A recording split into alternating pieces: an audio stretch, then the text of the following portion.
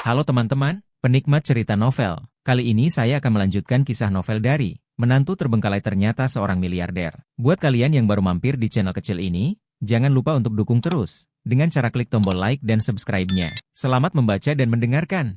Supaya kalian nyaman mendengarkan sambil membaca novelnya, kalian bisa pakai fitur transkrip dengan cara klik selengkapnya dan tampilkan transkrip. Mantap bukan? Bab 936. Kembangkan penawarnya. Melihat penampilan menyedihkan Cynthia Yandra, Adinata membungkuk dan menyerahkan tisu pada Cynthia Yandra.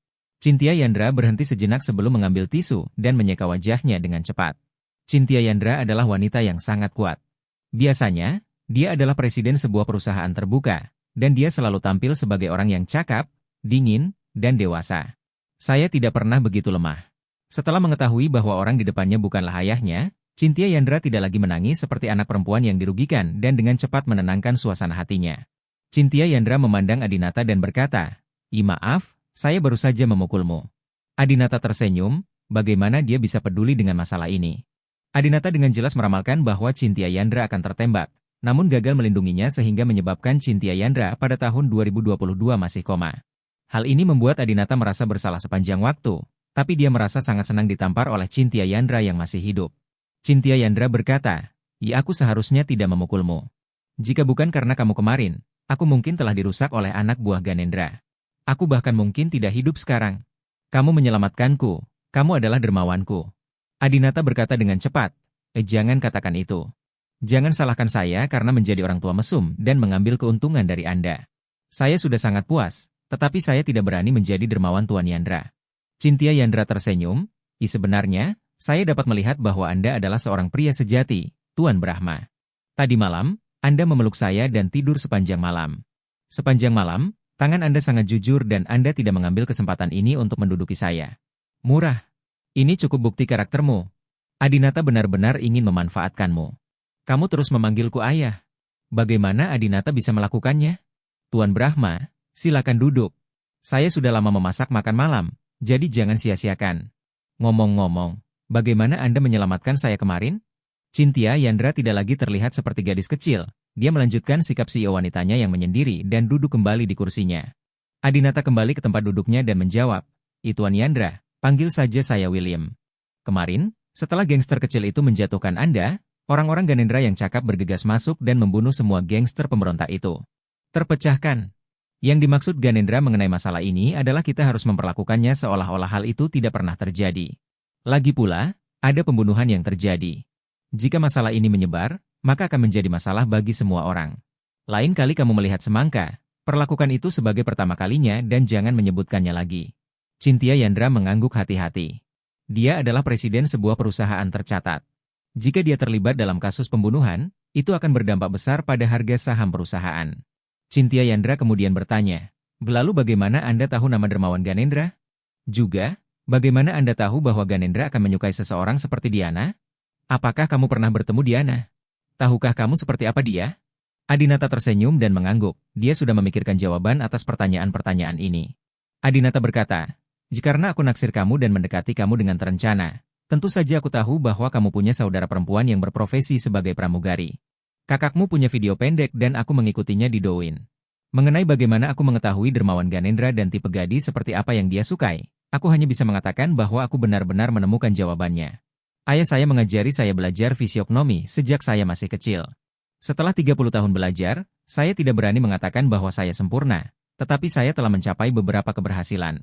Cynthia Yandra tidak berani meragukan kemampuan fisiognomi Adinata lagi dan bertanya, jikalau begitu, Anda berkata, apa yang terjadi antara saya dan Tuan Brahma itu benar? Adinata mengangguk, baiklah, saya sudah menghitungnya. Anda dan Tuan Brahma benar-benar ditakdirkan untuk bersama. Ada kemungkinan besar Anda akan bersama di masa depan. Namun, ada beberapa perbedaan antara horoskop kalian. Meski kalian bertemu di waktu yang tepat, besar kemungkinan kalian akan berpisah karena hal tertentu di kemudian hari. Lagi pula, kaulah yang memprakarsai perpisahan itu. Cynthia Yandra menghela nafas. Kepribadian saya terlalu kuat. Bahkan jika dia adalah CEO miliarder, jika saya merasa itu tidak pantas di masa depan, saya akan tetap meninggalkannya. Adinata menasihati, jadi, saya menyarankan Anda pergi ke ibu kota untuk mencari Dr. Kuo Yueming dan melakukan operasi implantasi pikiran. Cynthia Yandra tersenyum dan menuangkan segelas anggur untuk Adinata. Mari kita tidak membicarakannya sekarang. Tuan Brahma, saya belum keluar dari bayang-bayang mantan istrinya. Saya pikir perlu beberapa saat sebelum saya bisa. Ada sebuah kesempatan. William, ayo kita minum. Senang bertemu denganmu. Bersulang. Adinata resmi berteman dengan Cynthia Yandra sebagai William Y. Setelah mengalami hidup dan mati di Ganendra tadi malam, Cynthia Yandra semakin mempercayai Adinata. 2 jam kemudian, Adinata berinisiatif untuk berdiri dan mengucapkan selamat tinggal. Saya telah mengganggu Tuan Yandra selama 2 malam. Saya tidak berani tinggal di sini lagi hari ini. Selamat tinggal, Tuan Yandra. Melihat Adinata, seorang pria parubaya ras campuran yang menawan, Cynthia Yandra, yang sedikit mabuk, merasa sedikit enggan untuk pergi saat melihatnya pergi. Bagaimanapun juga, pria ini telah memberinya begitu banyak kenyamanan dalam 2 malam terakhir. Namun, sekarang dia tahu bahwa dia bukan ayahnya. Cynthia Yandra tidak punya alasan untuk mempertahankannya lagi. Cynthia Yandra mengirim Adinata ke pintu. Sebelum membuka pintu, Cynthia Yandra berkata, "Terima kasih untuk tadi malam." "HM?" Adinata sedikit bingung. Bukankah seharusnya dia marah setelah dipeluk oleh pria asing sepanjang malam? Cynthia Yandra berkata, "Terima kasih karena tidak mengungkapkan identitasmu tadi malam dan membiarkanku menangis di pelukanmu dan berbaring sepanjang malam. Membuatku berpikir aku sedang tidur di pelukan ayah. Tadi malam adalah tidur terbaik yang pernah kualami dalam 10 tahun." Adinata tersenyum, saya juga merasa tersanjung. Cynthia Yandra kemudian berkata, namun, William, Anda juga tahu bahwa reputasi saya di Aurous Hall selalu sangat baik. Jika dunia luar melaporkan siapa yang tidur dengan saya yakin orang luar itu tidak akan memikirkan apapun tentang kami. Tidak ada itu terjadi. Pada saat itu, aku khawatir citraku akan. Adinata tahu bahwa Cynthia Yandra sangat memperhatikan citranya, jadi dia segera berkata, "Jangan khawatir, saya pasti tidak akan memberitahu siapapun tentang apa yang terjadi tadi malam. Saya harap Tuan Yandra benar-benar melupakan apa yang terjadi kemarin, dan jangan menyebut saya kepada siapapun, termasuk Tuan Brahma Anda." "Bagus." Cynthia Yandra mengangguk. Setelah itu, Adinata pergi. Dalam 2 hari berikutnya, keduanya tidak bertemu dan hanya mengobrol di WeChat. Dalam beberapa hari terakhir, Adinata telah mengembangkan obat penawar untuk Han Xiaozong, dan kemajuannya sangat cepat. Akhirnya, pada hari ketiga, obat penawar dikembangkan yang dapat mengatasi keracunan Han Xiaozong untuk sementara. Penangkal racun ini mirip dengan penawar racun yang diberikan Old Rose kepada Han Xiaozong seminggu sekali. Ini hanya dapat menunda timbulnya toksisitas untuk sementara, tetapi tidak dapat menyembuhkannya. Namun, saya percaya bahwa dengan kemampuan Adinata, hanya masalah waktu sebelum keracunan Han Xiaozong dapat disembuhkan.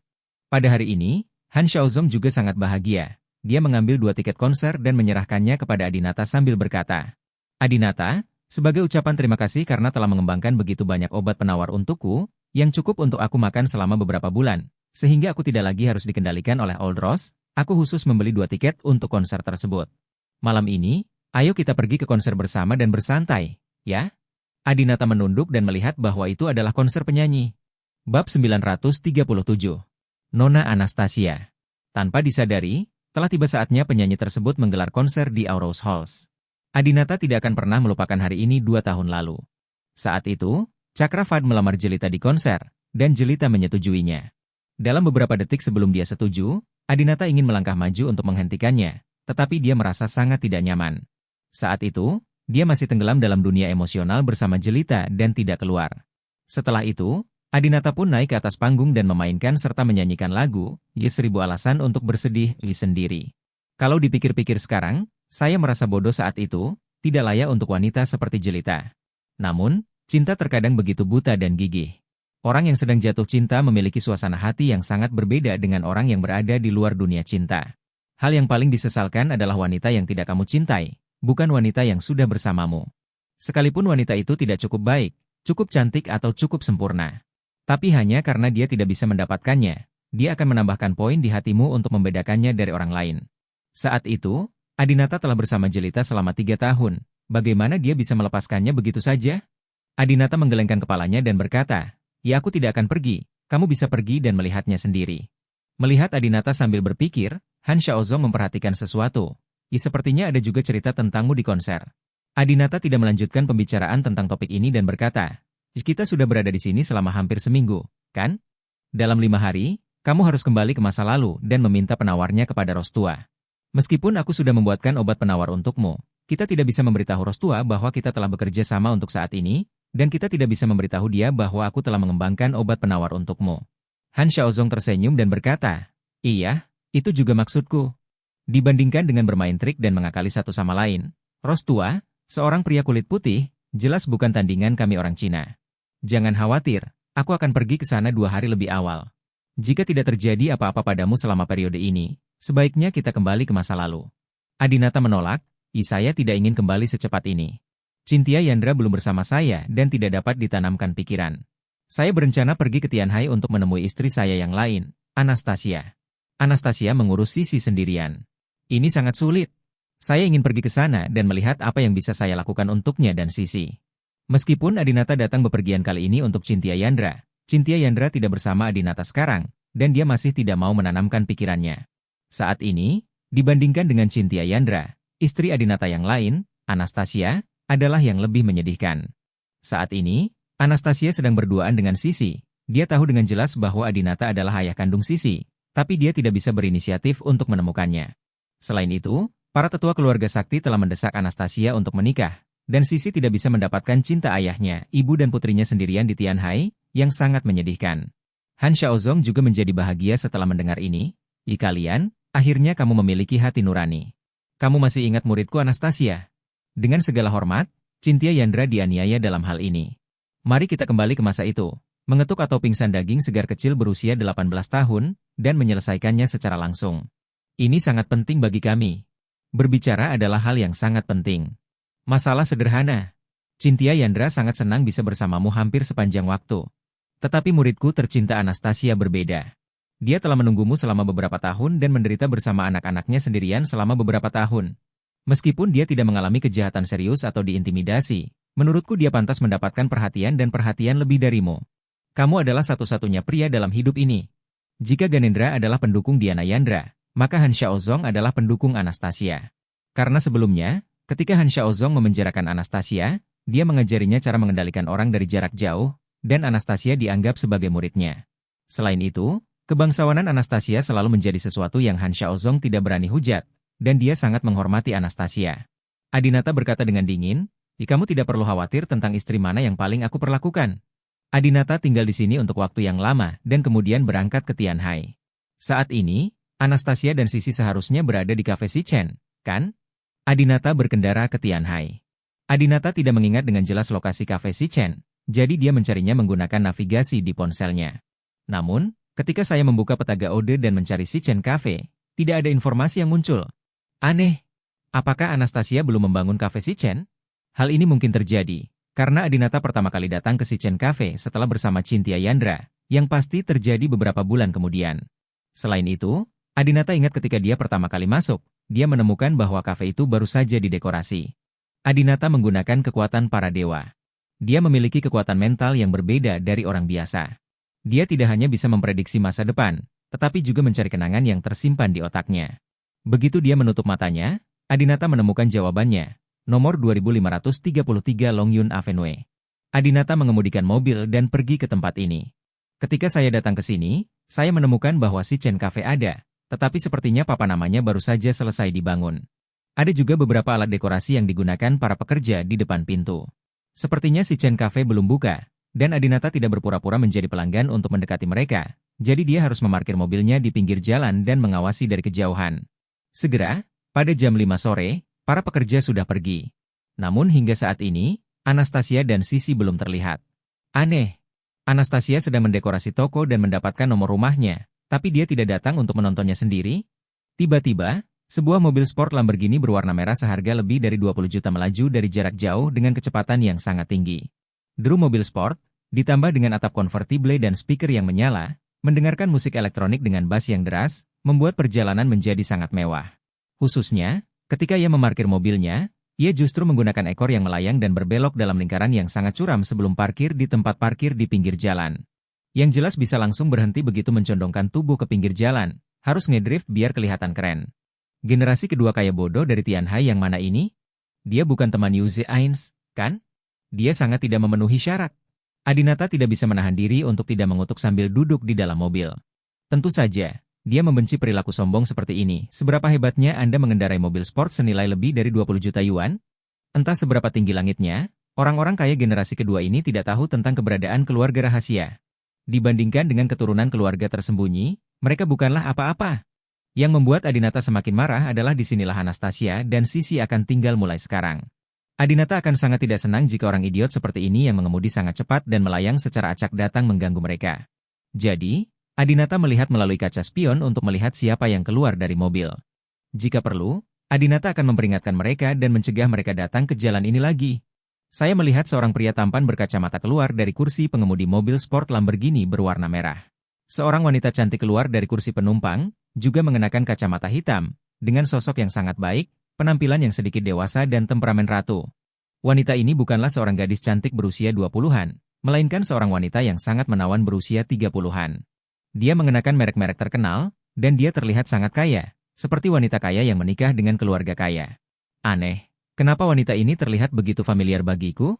Sepertinya aku pernah melihatnya sebelumnya di suatu tempat. Wanita itu turun dari mobil, tersenyum dan melepas kacamata hitamnya. Dalam sekejap, Adinata mengenali wanita ini. Meneyer Sabto? Bab 938. Beri pelajaran pada Syuan Brahma dan wanitanya. Adinata pertama kali melihat wanita cantik dengan temperamen ratu, dia merasa akrab. Hanya saja di awalnya tidak bisa mengenali siapa dirinya karena dia memakai kacamata hitam. Begitu melepas kacamata hitamnya, Adinata langsung mengenali bahwa wanita tersebut adalah Chai, Meneyer Evao, sebuah toko mainan mewah di Beijing. Saat itu, Li Chengjie yang sedang mengejar Anastasia, pamer di depan Adinata untuk menyenangkan Anastasia. Setelah itu, manajer toko Chai datang khusus untuk membantu Adinata dan memberi Adinata kartu keanggotaan berlian Super FAO. Tunggu sebentar, jika wanita ini adalah manajer toko Chai, maka pria ini. Adinata hanya mengira pria ini adalah generasi kedua kaya yang sombong dari Tianhai. Tapi sekarang setelah dipikir-pikir, pria ini kemungkinan besar adalah Syuan Brahma. Adinata tidak bisa lagi melihat wajah pria itu di kaca spion, jadi Adinata segera keluar dari mobil dan menoleh. Itu memang Syuan Brahma. Sial. Kupikir itu siapa orangnya, tapi ternyata itu adalah saudara kedua dan kudanya. Adinata tidak bisa berkata-kata, dia tidak menyangka Syuan Brahma menjadi begitu gila dan tidak rendah hati sama sekali ketika dia berada di Tianhai. Wanita cantik itu tidur satu demi satu, dan hidup mereka terlalu tidak terkendali. Syuan Brahma memegang tangan manajer Sabto dan berjalan menuju Sichen Cafe. Cafe Sichen ini dibangun oleh Syuan Brahma dengan bantuan Anastasia, dan nama Sichen juga diberikan oleh Syuan Brahma. Adinata sudah mengetahui hal ini sejak lama, tetapi dia tidak menyangka bahwa manajer toko Chai juga ada di sini. Syuan Brahma membuka pintu dan masuk. Adinata penasaran dengan apa yang mereka berdua lakukan di toko, jadi dia mengeluarkan serangga dari sakunya. Ini adalah serangga palsu yang dapat dikendalikan dari jarak jauh, bila terbang terlihat seperti serangga biasa. Namun nyatanya itu palsu, dan fungsi utamanya adalah untuk menipu orang lain. Serangga tersebut dilengkapi dengan kamera lubang jarum mikro dan alat pendengar, yang dapat membantu Adinata memantau setiap gerak-gerik dua orang di kafe tersebut. Segera, Adinata mengendalikan serangga dan membiarkan mereka terbang melalui celah pintu. Saat ini, Syuan Brahma dan manajer Sabto masuk ke kedai kopi. Syuan Brahma melihat sekeliling, melihat dekorasi di sini, dan mengangguk dengan sangat puas. Sayang, aku tahu bahwa menyerahkan pekerjaan dekorasi kepadamu adalah hal yang benar. Dekorasi di sini sangat indah dan artistik. Aku yakin Anastasia akan menyukainya, kata Syuan Brahma. Manajer Sabto memegang lengan Syuan Brahma seperti seorang wanita kecil, dengan ekspresi memujanya, dan berkata dengan penuh kasih sayang. Tentu saja, jangan lihat apa yang saya lakukan. Saya telah membuka lebih dari selusin toko, dan kedai kopi bukanlah apa-apa. Syuan Brahma menggelitik hidung manajer Sabto dan berkata, sayang, berikan saya kartu keanggotaan berlian super untuk toko mewah FAO Anda di Beijing. Manajer Sabto berkata dengan genit, jika kamu menikah denganku, seluruh toko akan menjadi milikmu. Kartu keanggotaan macam apa yang kamu perlukan? Itu hanya untuk orang luar. Aku milikmu sepenuhnya, apalagi toko. Dari kata-kata dan sikapnya, terlihat jelas bahwa manajer Sabto terpesona oleh Syuan Brahma. Syuan Brahma tidak hanya tampan, tetapi juga sangat kaya. Ia juga menerima misi pelatihan bisnis dari keluarganya di Tiongkok. Dikatakan bahwa ketika dia melakukan pelatihan bisnis, dia sangat boros dan sangat romantis hingga ekstrim. Manajer toko Chai mungkin juga memperhatikan bahwa latar belakang Syuan Brahma sangat tidak biasa. Manajer Sabto terus bersikap genit, saya akan bercerai karena Anda. Anda tidak akan hanya tidur dengan saya dan tidak bertanggung jawab atas saya, bukan?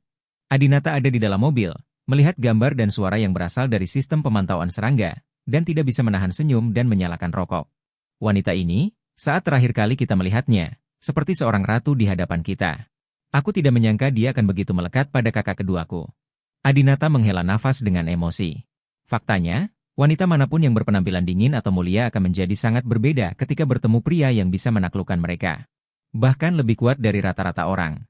Xuan Brahma berkata, saya tidak ingin kartu keanggotaan berlian super. Saya berencana untuk menyerahkannya kepada saudara ketiga saya. Saudara ketiga saya mungkin pergi ke ibu kota dalam 2 tahun dan dia mungkin dapat menggunakannya saat itu. Xuan Brahma sangat pandai merencanakan Adinata, karena Xuan Brahma beberapa tahun lebih tua dari Adinata, dan dia menerima tugas keluarga lebih awal dari Adinata. Dia tahu betul apa yang akan dialami Adinata selanjutnya. Oleh karena itu, Xuan Brahma mulai memilih pasangan untuk Adinata ketika Adinata menikah dengan istrinya. Termasuk kafe Shichen hari ini, dia tahu cepat atau lambat Adinata akan datang ke Tianhai, jadi dia mengaturnya secara khusus. Dia mengatur semua ini hanya agar Adinata dan Anastasia dapat bertemu dan memperbarui hubungan mereka. Manajer Sabto cemburu dan berkata, jika kamu memperlakukan saudara ketigamu lebih baik dariku. Xuan Brahma langsung tertawa. Omong kosong, bagaimana kamu berani membandingkan dirimu dengan saudara ketigaku? Anda, Ratu Chai, yang telah berlutut dan dijilat oleh banyak pria, merasa bahwa dia tidak dihormati dan berkata dengan marah. Baiklah, kalau begitu kamu dan saudara ketigamu boleh pergi ke sana. Aku berangkat. Xuan Brahma tidak meminta maaf dan berkata sambil tersenyum buruk. Kamu pergi sekarang? Mengapa kamu tidak tinggal di sini untuk bersenang-senang? Jika laki-laki biasa, jika melihat seorang wanita marah, dia pasti akan membujuk dan meminta maaf. Dia akan berlutut dan menjilatnya dalam waktu lama sebelum dia bisa tenang.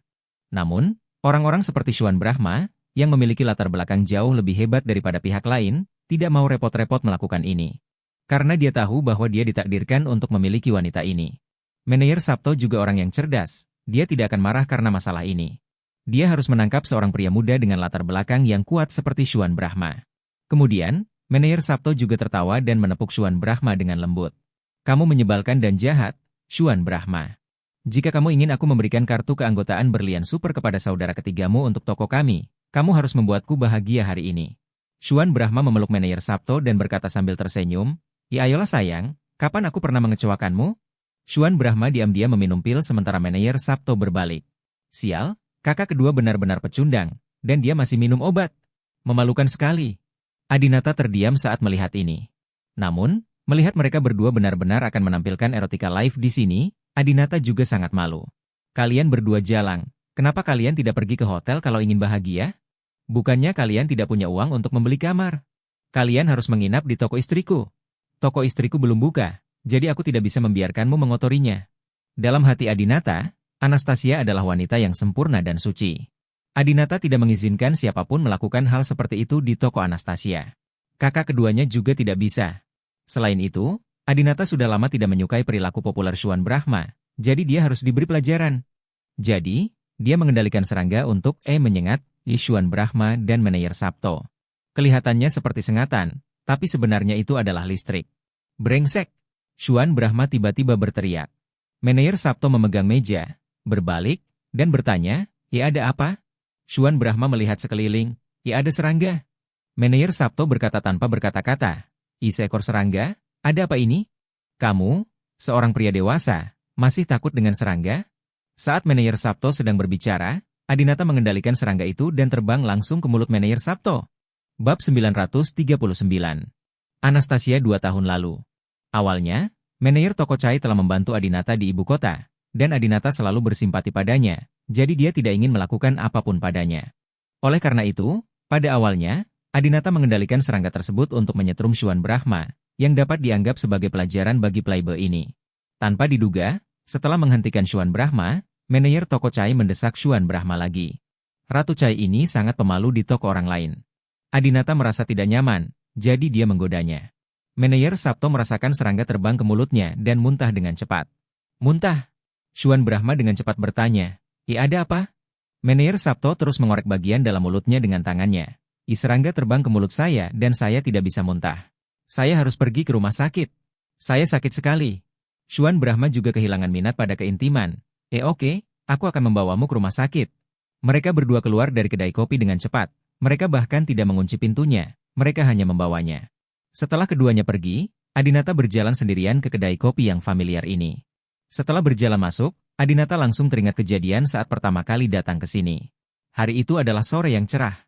Setelah dia membuka pintu, hal pertama yang dilihatnya adalah seorang wanita cantik mempesona yang mengenakan gaun Perancis berwarna pink.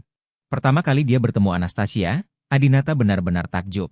Dia berjalan ke bar dan melihat mesin kopi, lemari es, penggiling, dan lemari es yang dipajang, dan teringat bahwa Anastasia telah membuat kopi untuk dirinya sendiri. Adinata mau tidak mau membuat secangkir kopi hitam.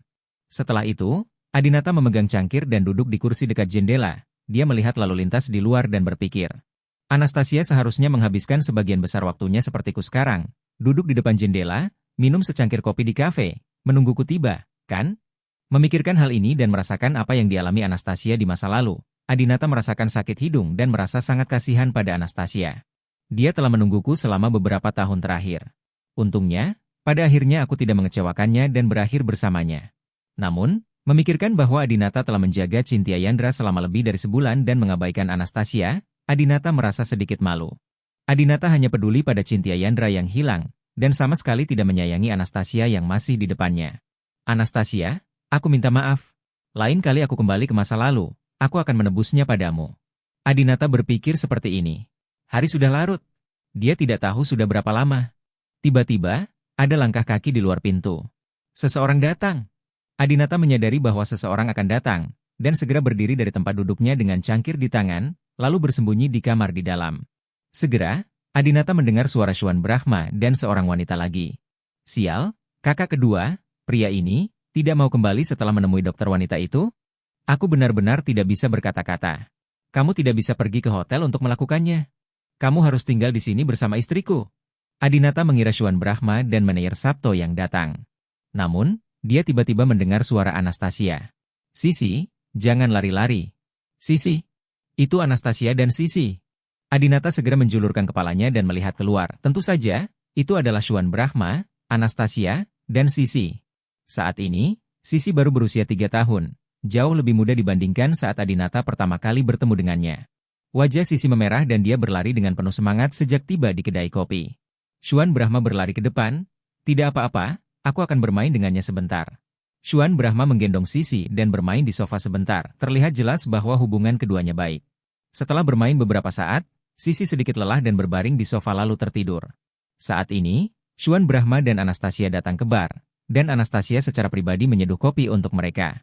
Syuan Brahma tersenyum dan berkata, Anastasia, Sisi memiliki penampilan yang luar biasa. Sebagai seorang ibu, kamu pasti sangat bangga, bukan? Anastasia sedikit mengangguk.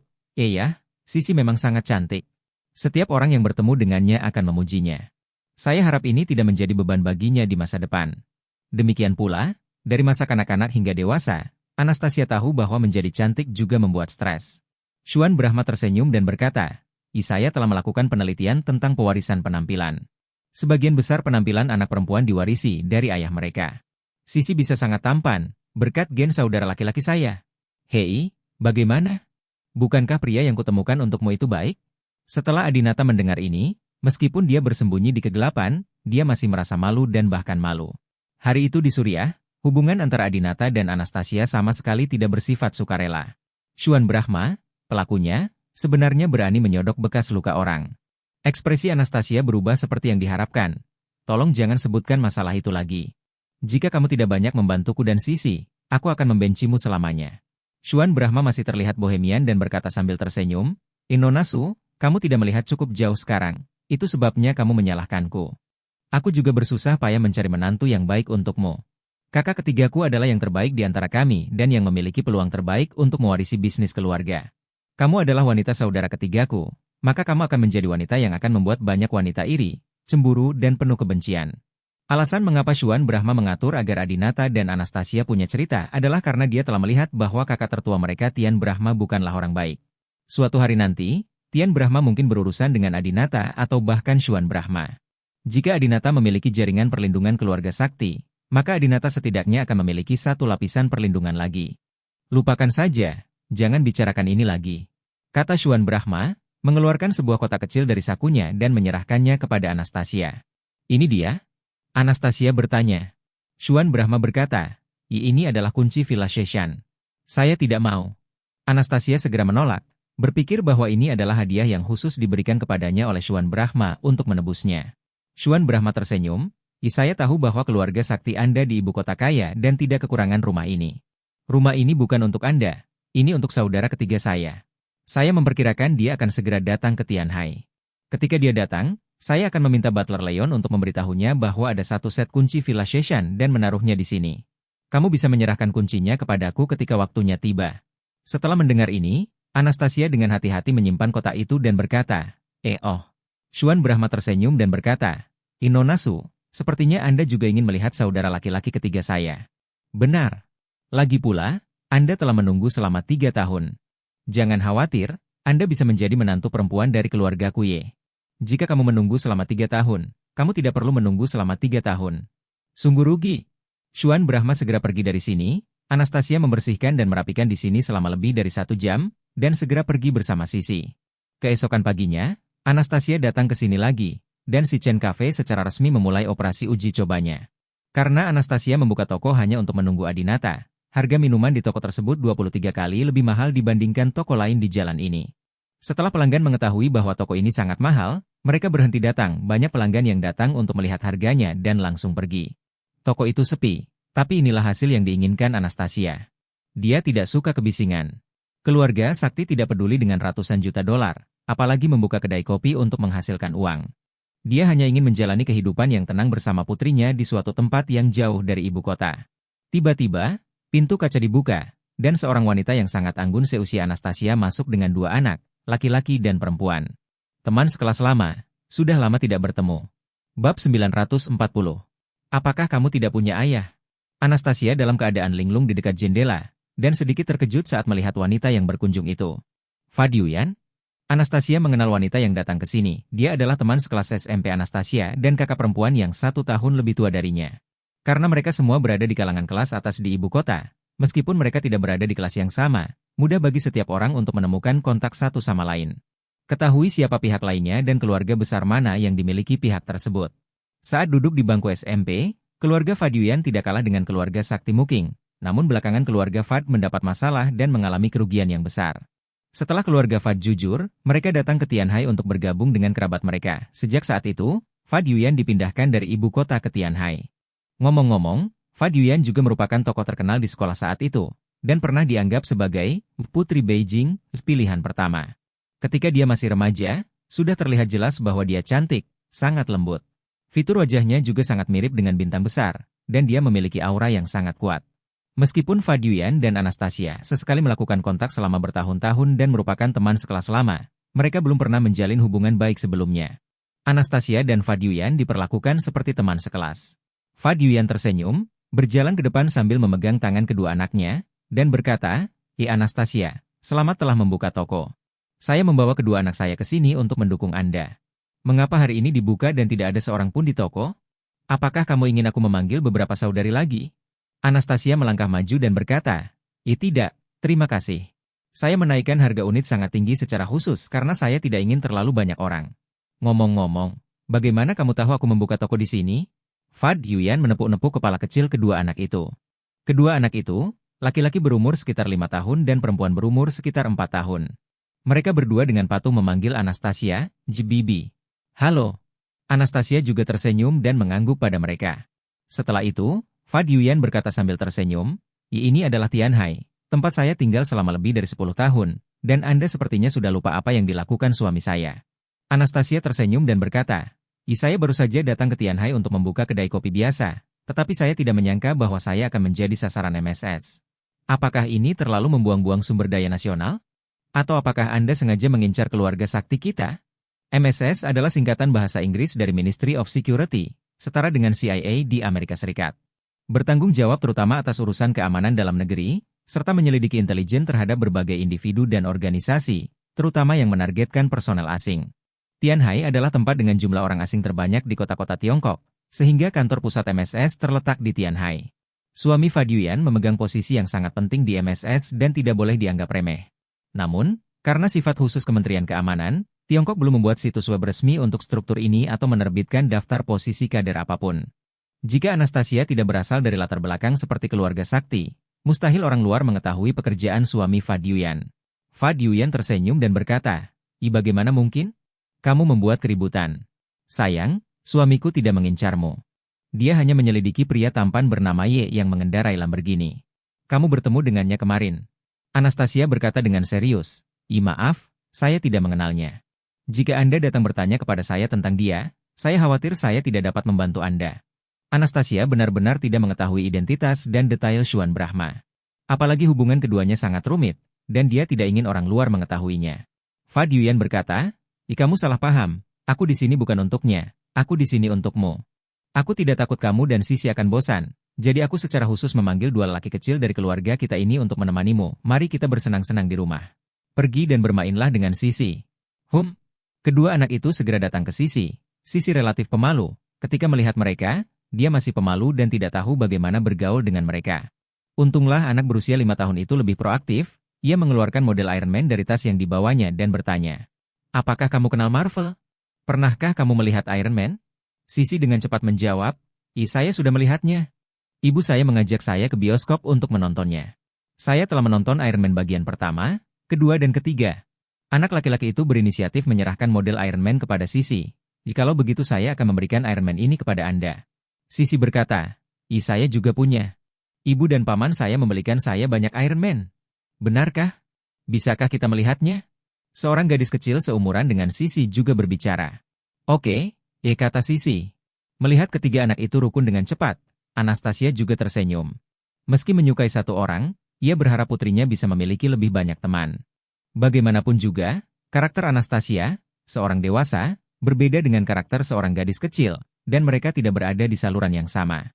Anastasia tidak dapat mencapai kebahagiaan yang bisa diberikan oleh seorang sahabat kepada Sisi, tidak peduli seberapa keras dia berusaha. Apa yang tidak mereka ketahui adalah bahwa di dalam mobil yang diparkir di pinggir jalan di luar kedai kopi, Adinata menyaksikan semua ini menggunakan pemantauan serangga. Ketiga anak itu mengeluarkan semua model Iron Man. Anak laki-laki itu menyarankan untuk bermain di halaman luar kedai kopi. Sisi pun berjalan menuju ibunya sambil memegang model. Bu, kami ingin keluar dan bermain. Toko ini berada di ujung jalan.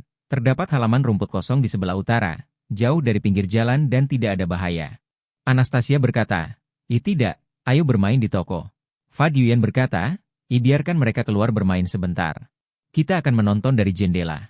Tidak akan terjadi apa-apa. Anak laki-laki besar dan gadis kecil itu segera membawa Sisi dan berjalan keluar. Anastasia dan Fa Yuyan duduk di dekat jendela, sesekali memandang keluar jendela untuk melihat Sisi dan anak-anak mereka. Adinata juga membawa serangga yang dikendalikan dari jarak jauh keluar dari kedai kopi saat ini. Adinata lebih khawatir sesuatu akan terjadi pada Sisi daripada Anastasia. Ding!